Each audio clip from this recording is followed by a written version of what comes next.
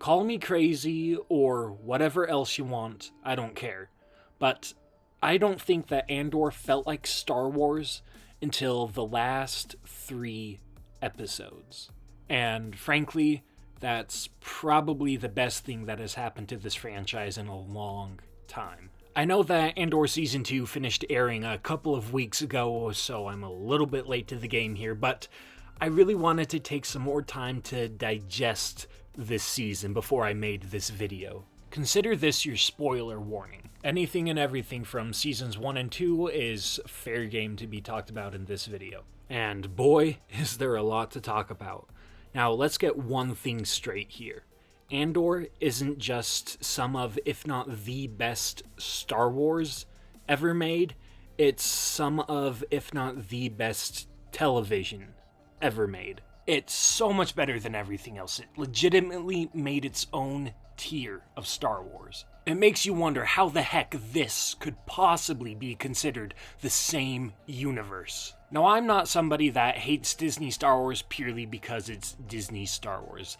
I still enjoyed Ahsoka, even though it had some glaring flaws. I thought that overall it was decent. And although you can't really call Kenobi a good show, there were still some parts that I liked, that I was able to enjoy. But after watching Andor, I kind of had to take a step back and reevaluate why I was enjoying those shows to any extent. When I say that Andor didn't really feel like Star Wars, I mean it, and honestly, I couldn't tell you what it felt like. It just felt like Andor. When I sat down to watch it week after week, I wasn't watching it because it was Star Wars. I was watching it because I got so invested in Cassian. I got so invested in Luthen, in Kleya. I mean, who would have thought that somebody that was, for all intents and purposes, a side character the entire series would end up having the most emotional episode? I mean, seriously, up until this point, she had been a side character, and this is one of the single most gut-wrenching scenes I have ever watched. I think that this frame right here, this one single frame of Lonnie Young, had more of an emotional impact on me than every single other Star Wars show combined. When I was watching this show, it didn't feel like Star Wars because, frankly, I wasn't aware that I was watching Star Wars. I wasn't aware of any of my surroundings. I was completely and totally invested in the characters.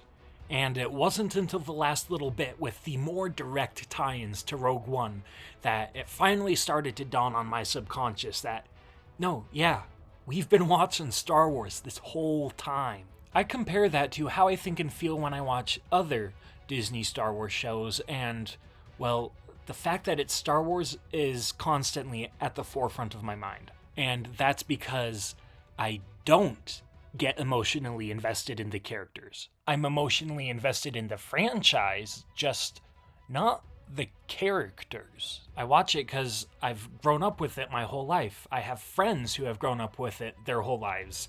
I bond over it. It's a social thing. I get excited to watch lore breakdowns and discuss the show with my friends. The social aspect that comes with it being Star Wars is the main attraction, versus in Andor, that's just kind of an extra little bonus on the side. For so long, I thought that I've been watching Star Wars for the Star Wars.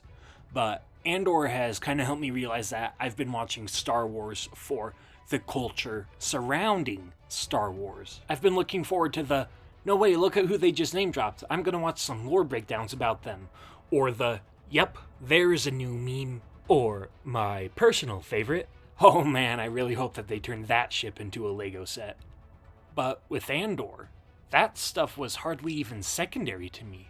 It was an afterthought. For the first time in a long time, I was there first and foremost for the characters and the story. And that's why I say that it doesn't feel like Star Wars, because that's not really what Star Wars is anymore. It's about the fandom and the merchandising and the money. And so, in kind of a weird way, the original trilogy doesn't feel a lot like Star Wars either.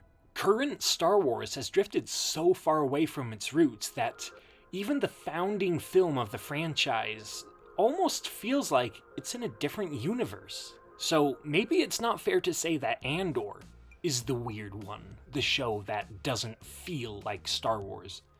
It's this, and this, and this that don't feel like Star Wars. It's just that these shows are so prolific that they overshadow what Star Wars actually is. Andor doesn't feel like Star Wars because we've been so bloated with phonies that we've forgotten what real Star Wars feels like. Star Wars isn't about lightsabers or TIE fighters.